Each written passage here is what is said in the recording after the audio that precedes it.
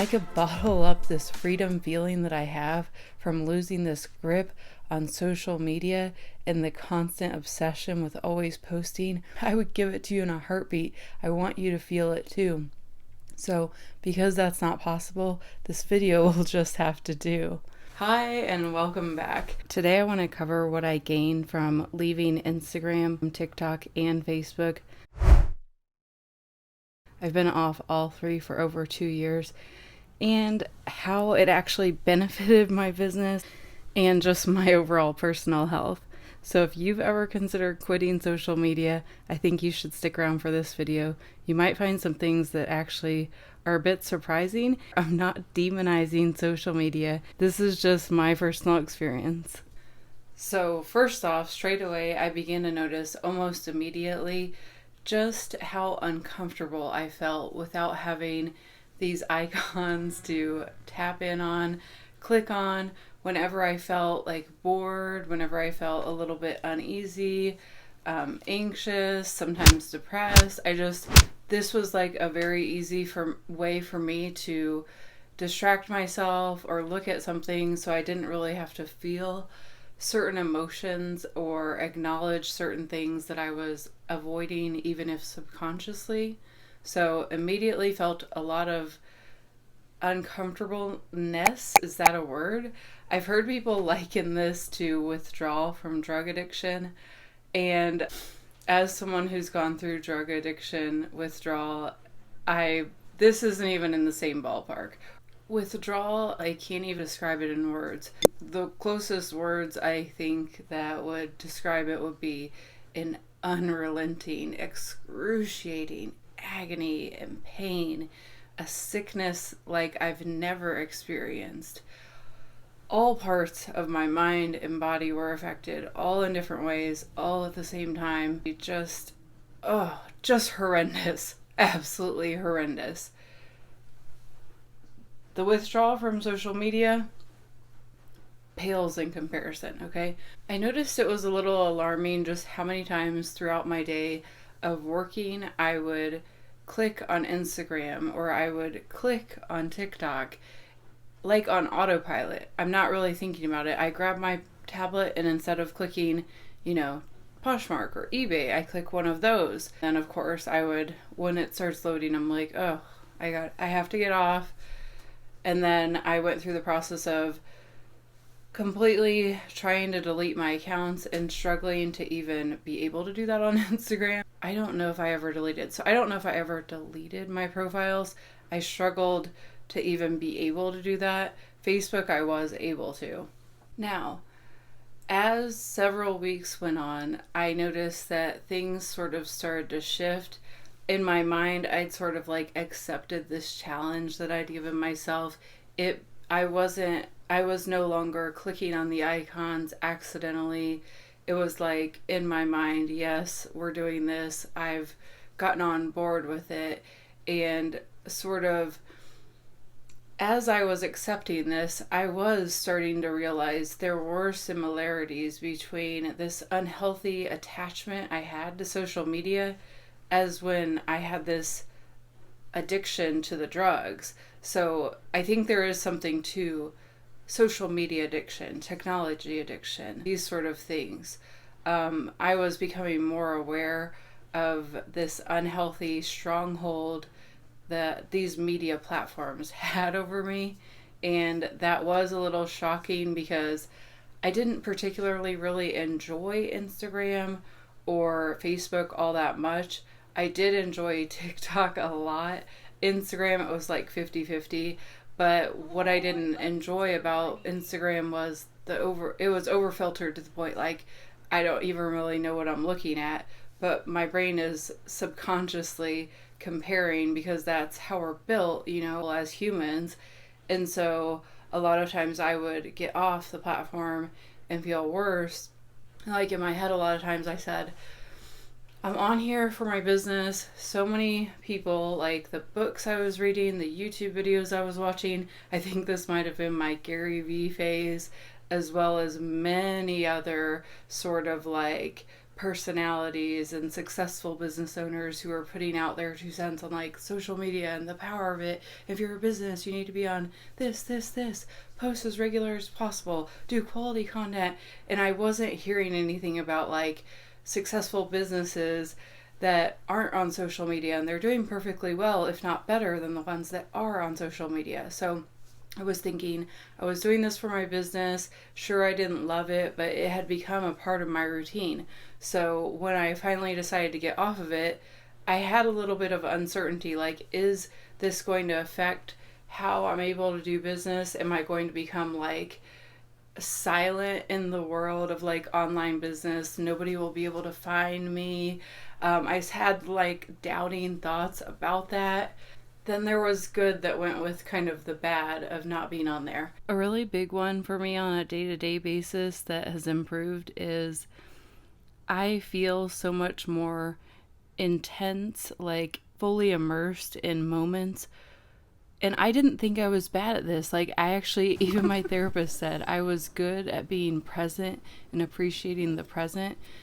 And a lot of it had to do with how high risk my old lifestyle was. So I was much more aware of how valuable my time is here on earth, how tomorrow is not promised. So I didn't even think I wasn't doing a good job at this, but obviously it sort of snuck up on me because I noticed after a while I was just far more in tune with like wholesome sort of simple activities became more appealing to me, and I started to just appreciate little things and notice details better. It could be anything from talking with someone to actually listening better, being more in tune with their body language versus in my head more. And the same is like when I'm outdoors, I'm noticing things more, the colors, the textures, the sounds, the fluffiness of a squirrel's tail, the sound of the leaves crunching, the bark on the tree.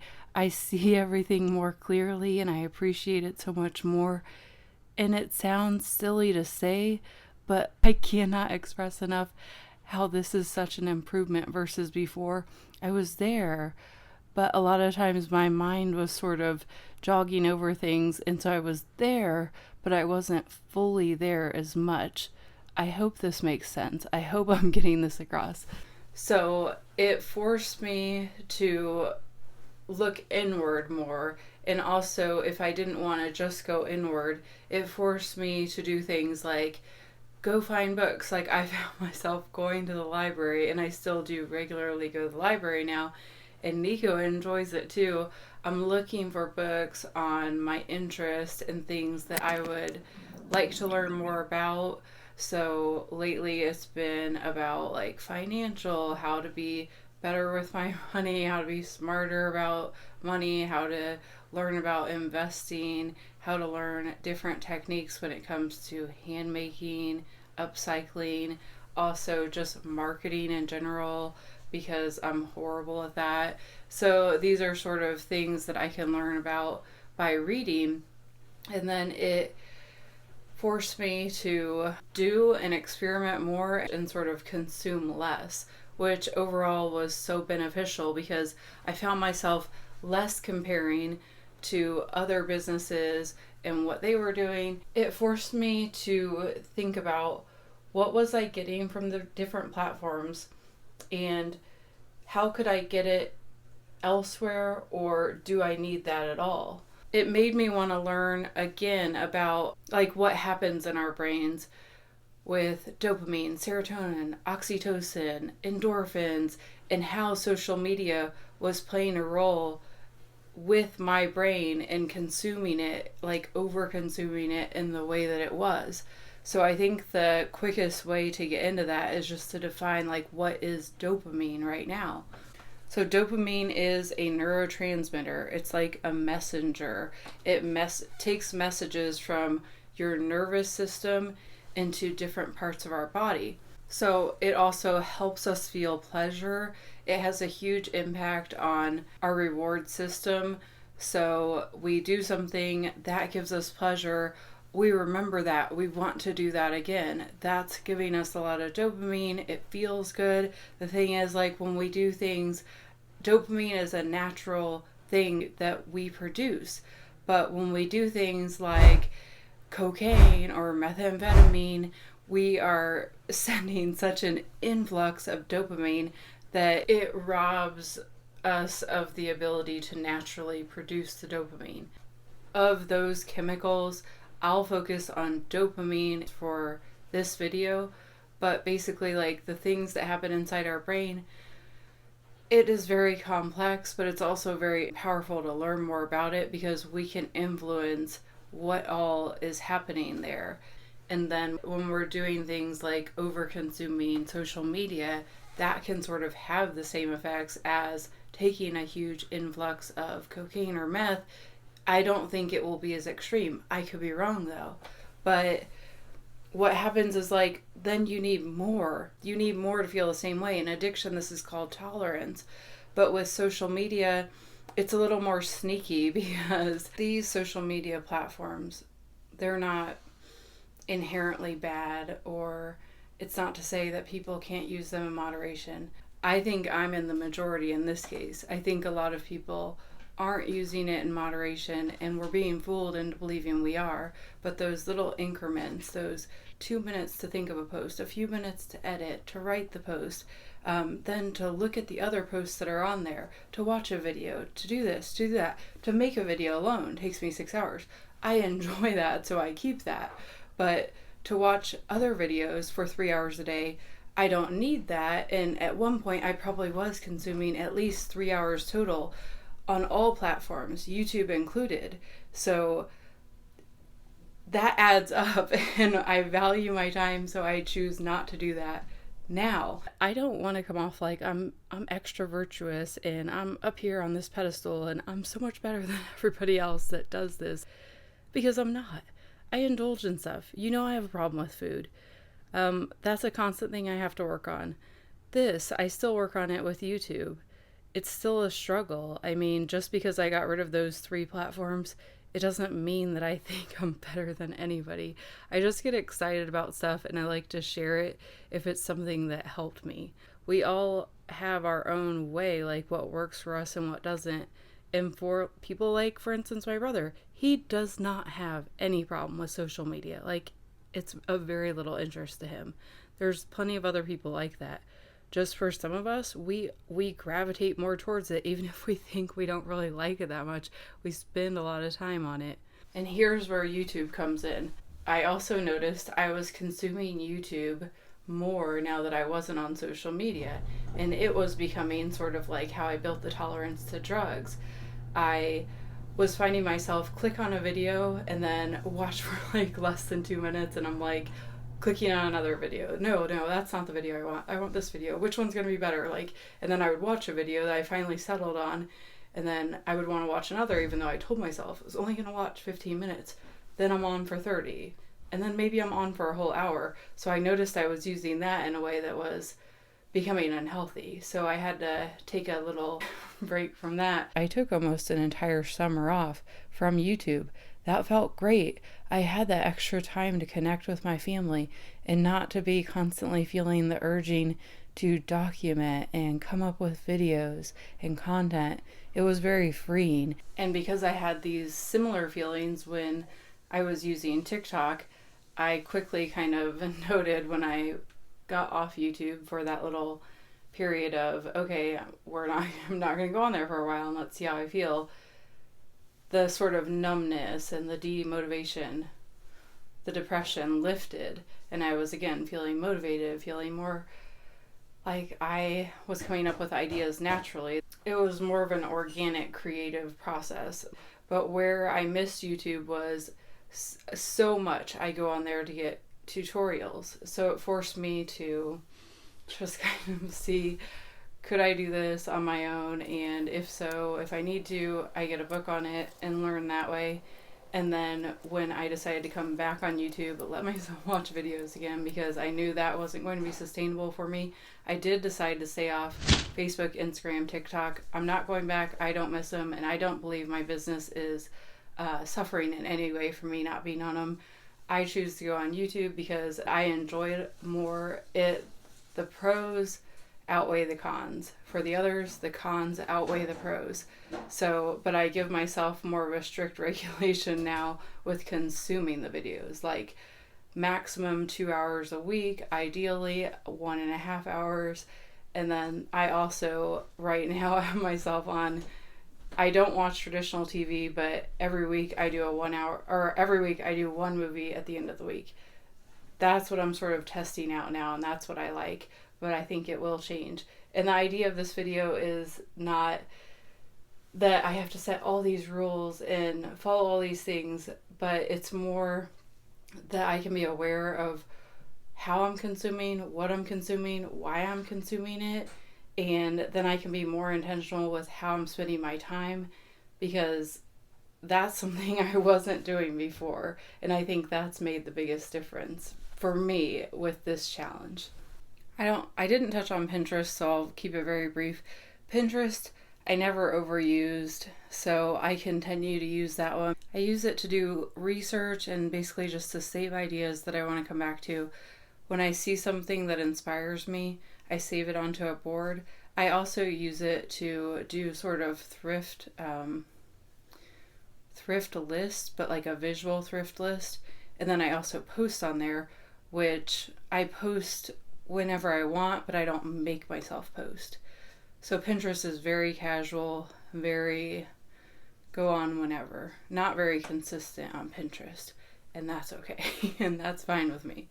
Just a few other things to note about dopamine that I found interesting were it plays a role in pain processing, also in mood, also in our attention, learning, sleep, and like I said, motivation. Too much dopamine in certain parts of our brain can cause hallucinations, delusions. You see this in schizophrenia, but I found that also when I was abusing meth. So then when you have not enough dopamine in parts of your brain, it can affect how you feel motivated. You can feel like less desire to do things, just very apathetic, unmotivated, kind of blah, just like numb, you know? It's giving us so much dopamine all at once. I like how this doctor put it, so I'm going to read a quote here. With repeated exposure to the same or similar stimulus, the initial deviation to the side of pleasure gets weaker and shorter, and the after response to the side of pain gets stronger and longer.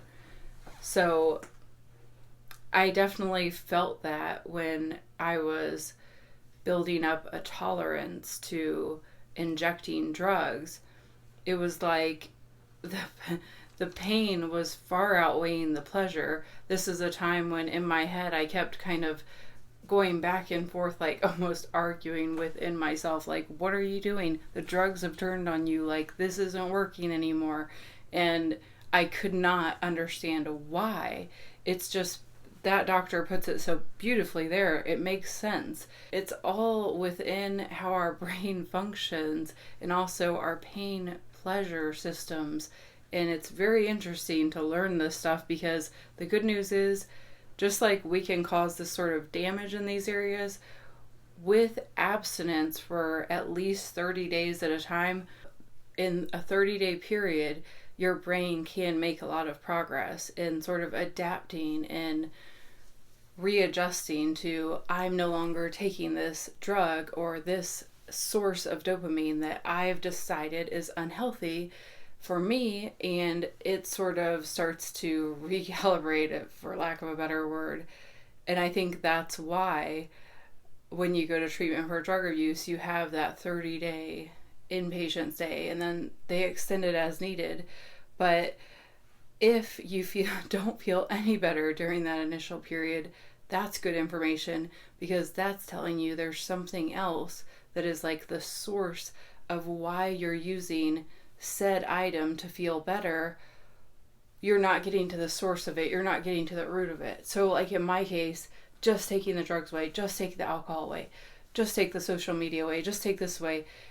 If I wouldn't get treated for being bipolar, none of that would make me feel better, because I would still need some sort of help with this part of me that was like screaming for help, you know, like my in my case, I needed a mild mood stabilizer, and that helped me so much to be able to not go into these deep, deep depressions that I often didn't know if I was going to make it out of without using drugs or something in an unhealthy way.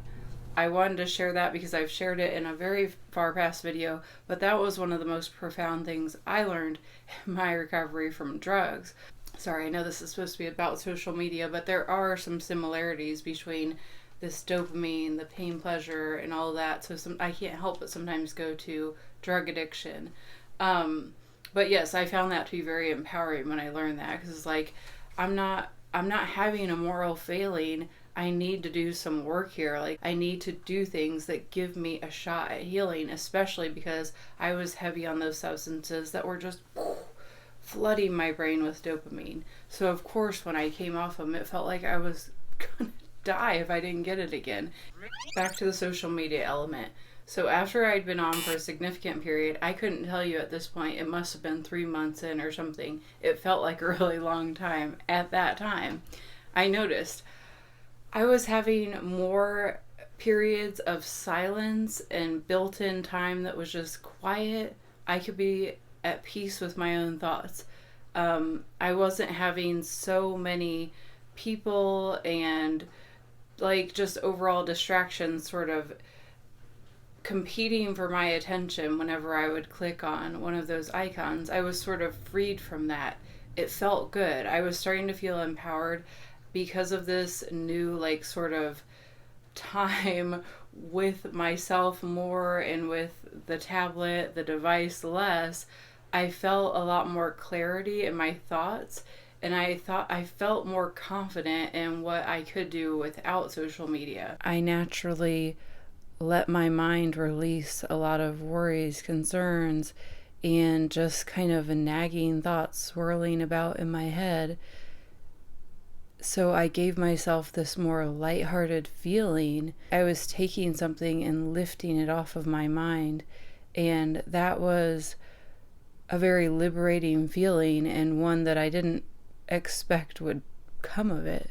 I also felt more energized because I was losing that sort of constant comparison to others that was slowly but surely sort of dragging me down. Like, for instance, like TikTok was my place where I would look at all these different artists and I would watch all these really short videos of like, I'm gonna do this DIY project, boom, boom, boom, boom. They always came out perfect. They looked amazing. I was inspired. I felt great when I was watching them. But then when I would like get off my tablet, I would feel often like overwhelmed, like, oh, I have now so many ideas of things I want to try, and I wouldn't try any of them, because I would also sort of feel like, God, they already did it, and they did it so well. Well, maybe I should do something different. And then my brain would just start swirling off, and I would kind of, not do anything. And so that had a negative effect. All right, so this is one when I was on the phone with my brother. He worded it so well. I think I'll sort of piggyback off what he said, which was that when we are abusing social media, the ones that really suffer and bear the brunt of it are our loved ones. They're the ones who really we're becoming less connected with. Our loved ones in real life suffer more from us being constantly on our devices. And just like drug addiction, the one that is doing it on the device, it can't fully see like a clear picture of what they're doing until they decide to step away from it. I found that very interesting, how similar that was to drug and alcohol addiction.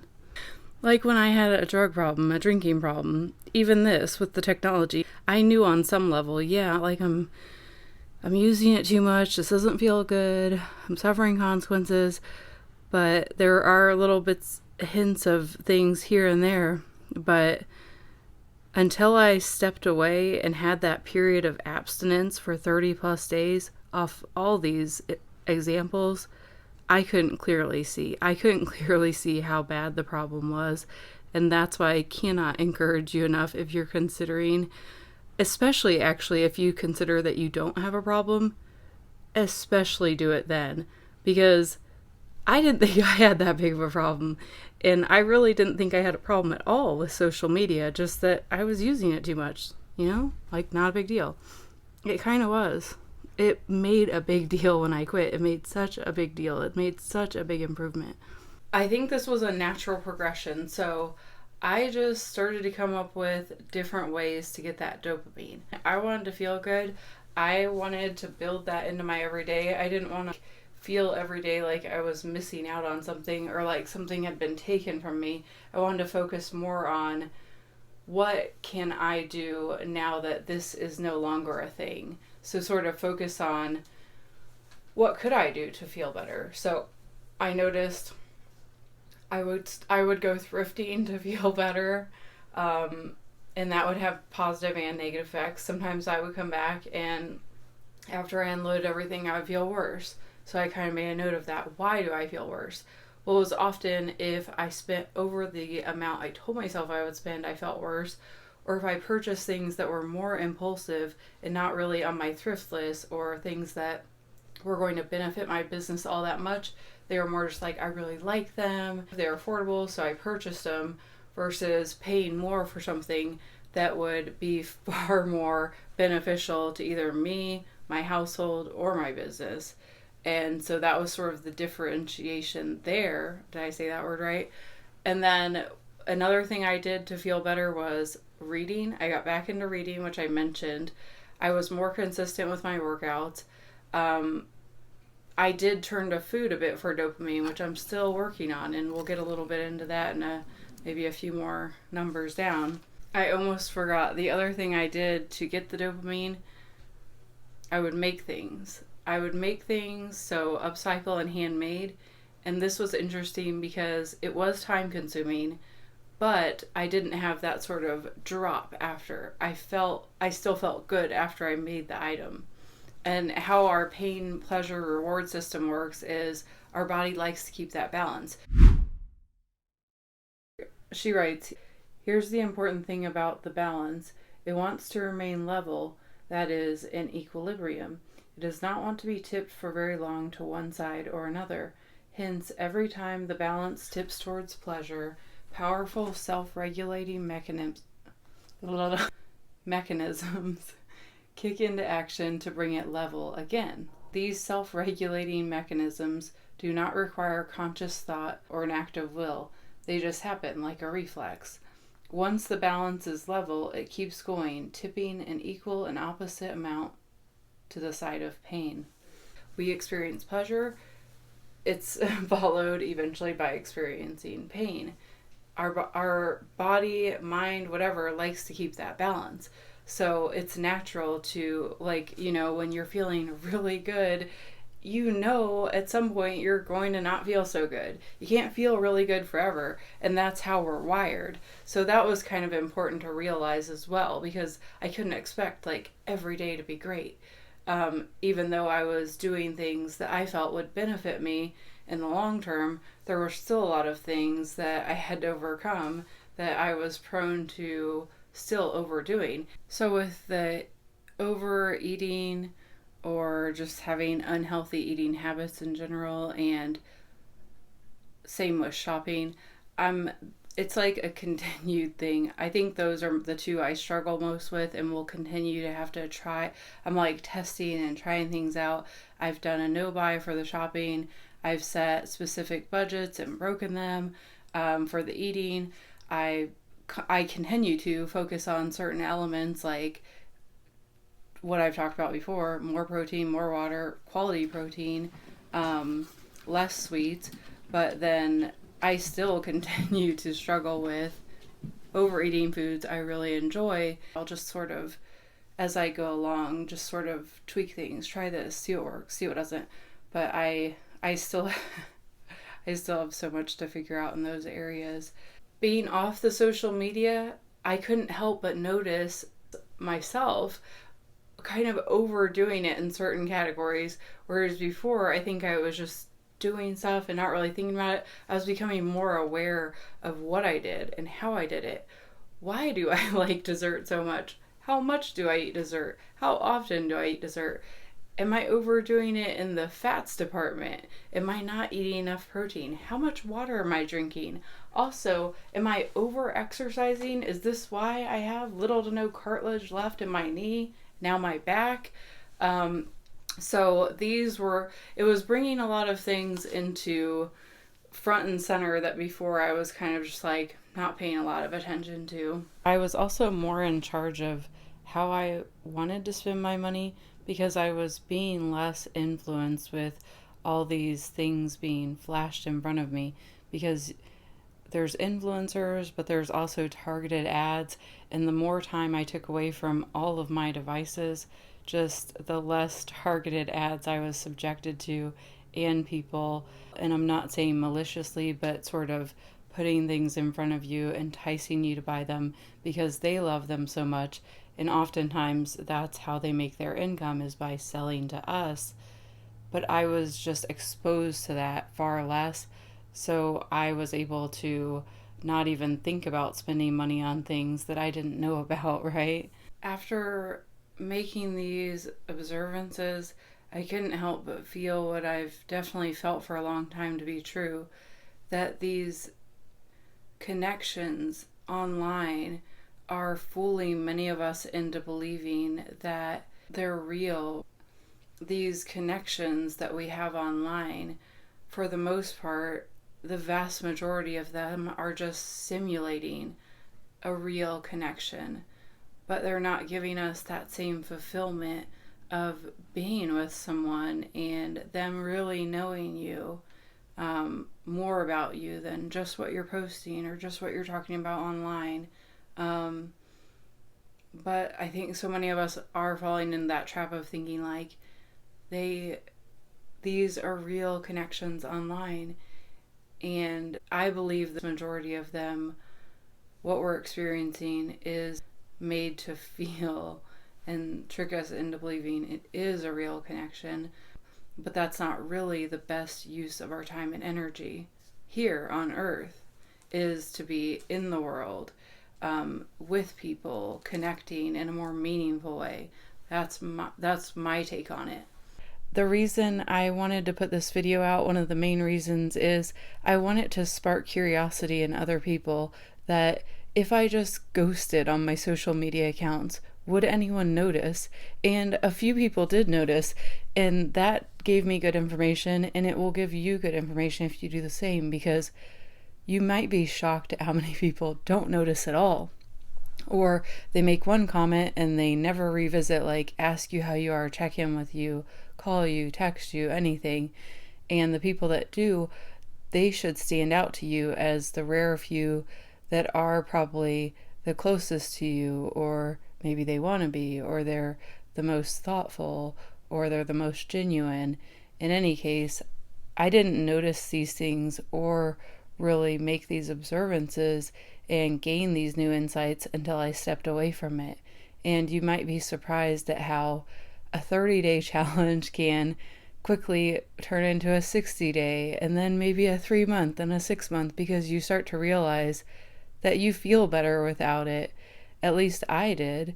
And you start to realize which ones you want to put back in place, but you'll have more control over how you use them and how much, because they've lost that sort of really strong grip on you. That was my experience.